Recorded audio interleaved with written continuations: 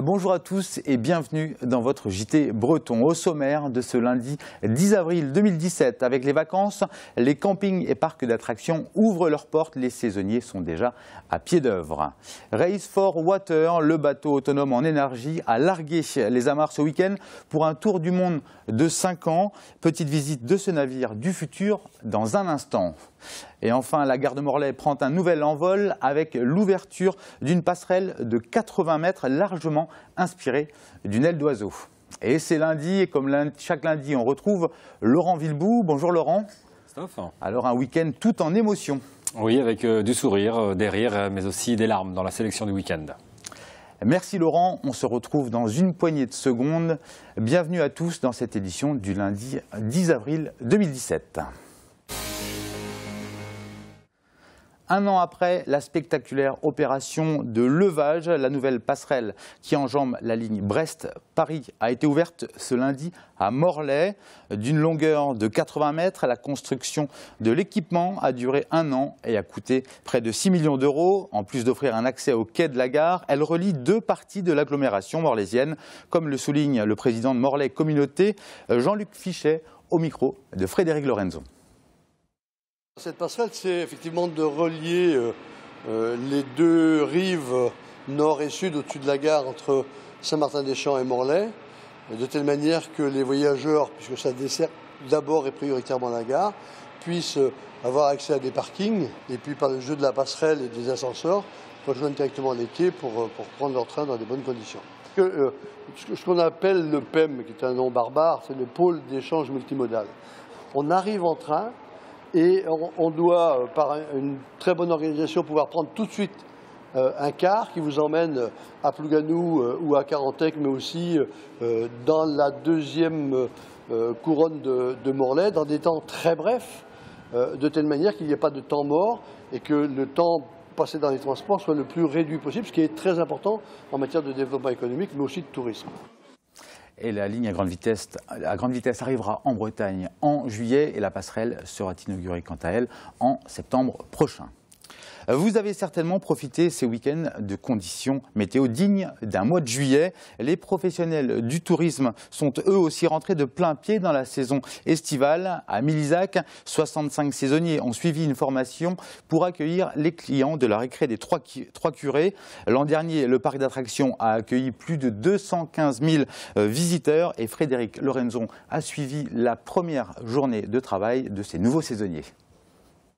Beaucoup sont étudiants, ils ont autour de 20 ans et pendant les prochains mois, ils vont travailler dans le plus grand parc d'attractions breton, la récré des Trois Curés à Milizac.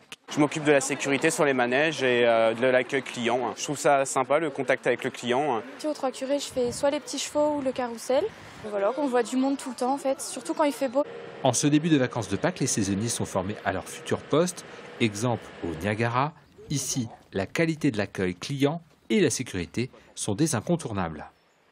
C'est une attraction familiale, on peut mettre en fait jusqu'à 5 personnes. Okay, donc on enlève la chaîne, je fais rentrer et je remets évidemment. Les 5 personnes par exemple sont montées et j'appuie sur le bouton. Pour Guillaume, c'est le premier jour et même si ce job est loin de son futur univers professionnel, l'étudiant imprécie.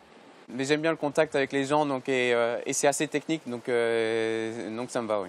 Le parc recrute de février à octobre, mais pour certains postes, des qualifications particulières sont requises. On recrute pas mal de profils différents, style BNSSA, pour la surveillance d'aquatico ou du plan d'eau. Également des personnes qui ont des galops, puisqu'on a des poneys, des balades en poney l'été.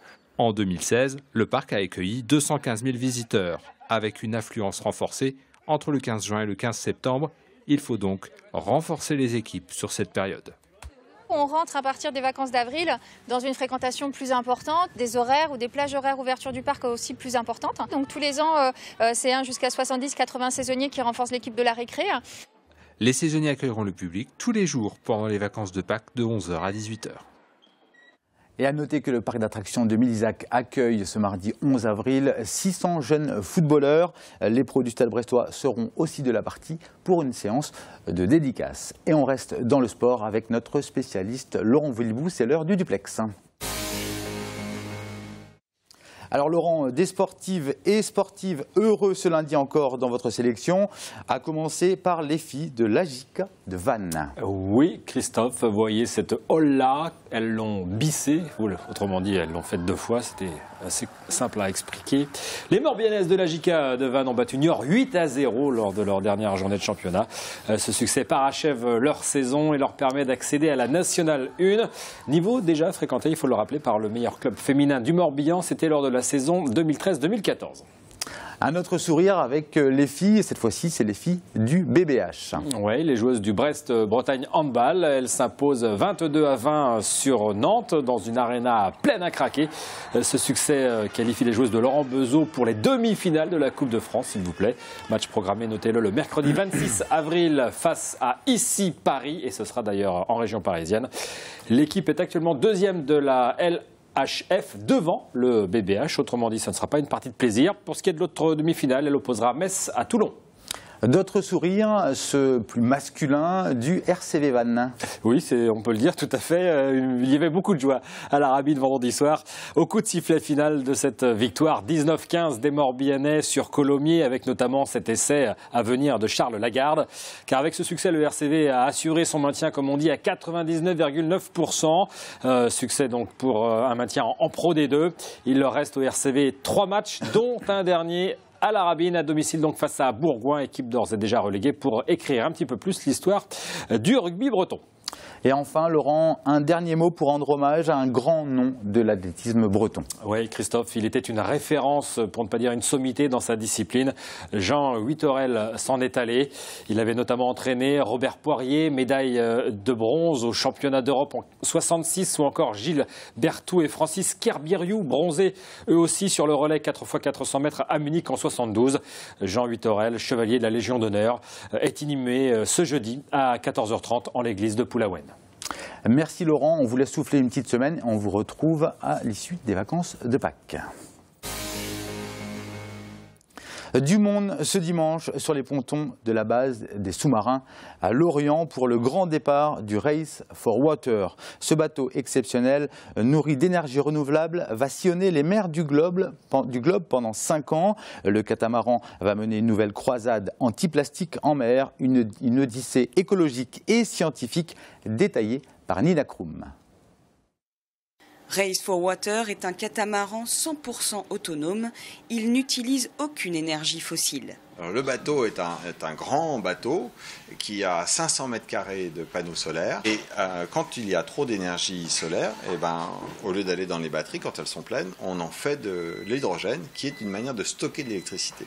Il y a aussi un gros kite de 40 mètres carrés qui peut tracter le bateau, qui soulage le moteur. Le moteur, à ce moment-là, les hélices vont à l'envers, font de l'hydrogène. Et quand il ne fait pas beau ou quand il n'y a pas assez de vent, on avance grâce à l'hydrogène. Ce bateau propre est également un laboratoire flottant. Pendant 5 ans, des scientifiques européens étudieront à son bord les impacts des déchets plastiques sur la faune océanique. À l'heure actuelle, nous collaborons avec 2 gros groupements scientifiques européens. C'est extrêmement important de mieux connaître l'effet de cette pollution de nos mers pour faire en sorte que ce fléau ne continue pas à s'aggraver, sachant qu'à l'heure actuelle il est déjà suffisamment préoccupant et qu'on n'en connaît pas encore les limites et les impacts réels sur notre santé. Comprendre, mais aussi expliquer.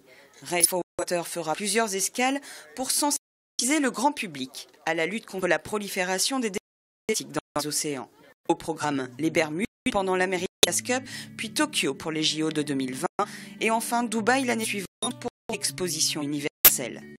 L'odyssée de Race for Water s'achèvera en 2021 à Lorient, son port d'attache. Le Tour de Bretagne en 60 secondes, c'est aujourd'hui la région dans sa grande diversité musicale. 3 villes, 3 musiques et 3 ambiances complètement différentes, et c'est bien sûr proposé par les rédactions du Télégramme.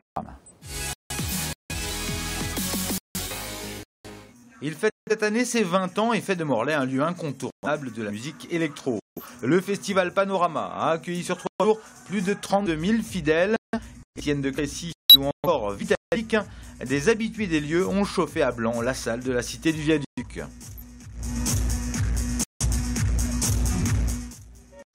Autre ambiance, autre style à l'autre bout du département. au Guilvinec, ça swingait grave sur la piste de danse, sonne la musique noire des années 1920 des États-Unis. Ce parc elle est aidé en chanson de rigueur jusqu'à l'arrivée de danseurs hip-hop venus défier les danseurs de swing. Quand on vous dit que la Bretagne est multiculturelle, il est difficile de terminer sur une bretonne avant de 1600 danseurs réunis au sein de 53 cercles celtiques ont défilé devant plus de spectateurs. Pour les néophytes, la Tradiday, c'est aussi l'occasion de s'initier à la danse traditionnelle bretonne.